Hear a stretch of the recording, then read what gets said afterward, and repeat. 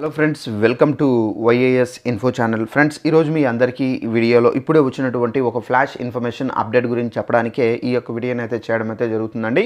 So ఆ flash information update ఏంటంటే, మన యొక్క ఏపీ రాష్ట్ర వ్యాప్తంగా ఆగస్టు నెలకు సంబంధించినటువంటి పెన్షన్లు ఎవరైతే తీసుకోబోతున్నారో వీరికి సంబంధించి అయితే మనకు శుభవార్త అయితే చెప్పారు. అయితే ఆగస్టు నెలకు సంబంధించి మనకు ఏంటంటే పెన్షన్లు తీసుకునే వారికి అయితే కొత్త ఆప్షన్ను కూడా అయితే విడుదల చేశారు. అయితే ఈ కొత్త ఆప్షన్ ద్వారా ప్రతి ఒక్కరికి పెన్షన్లు అనేది ఇవ్వడం అయితే జరుగుతుంది. అయితే మనకు ఆ కొత్త ఆప్షన్ ఏంటి, దానికి సంబంధించిన ఆప్షన్ ఏంటి, దానికి సంబంధించిన పూర్తి వివరాలు తెలియజేస్తాను. ఈ వీడియో నచ్చినట్లయితే లైక్ చేసుకొని ఛానల్ను సబ్స్క్రైబ్ చేసుకుని వారు వెంటనే ఛానల్ కూడా సబ్స్క్రైబ్ చేసుకోండి.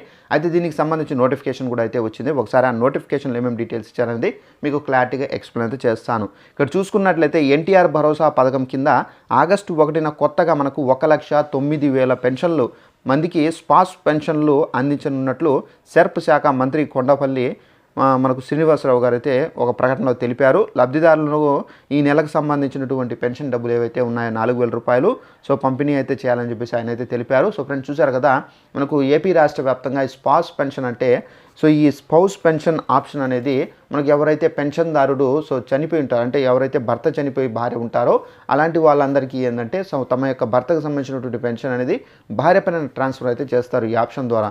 సో ఈ ఆప్షన్ ద్వారా ఎవరైతే ట్రాన్స్ఫర్ చేసుకొని ఉంటారో వారందరికీ సంబంధించినటువంటి పెన్షన్ డబ్బులు ఏవైతే ఉన్నాయో సో ఆగస్టు 1వ తేదీన వారి ఇళ్లకు వచ్చి ఈ 4,000 రూపాయలు అందించడం అయితే జరుగుతుంది. సో ఈ స్పౌస్ పెన్షన్ ద్వారా ఎవరైతే పెన్షన్కి సంబంధించి అప్లై చేసుకొని ఉన్నారో అలాంటి వాళ్ళందరికీ సంబంధించి ఆగస్టు 1వ తేదీన వీరికి డబ్బులు అయితే అందబోతున్నాయండి.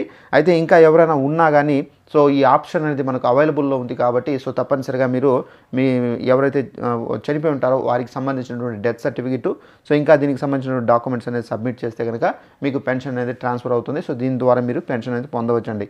సో ఈ వీడియో నచ్చినట్లయితే లైక్ చేసుకొని ఛానల్ సబ్స్క్రైబ్ చేసుకోండి. Thanks for watching this video. All the best.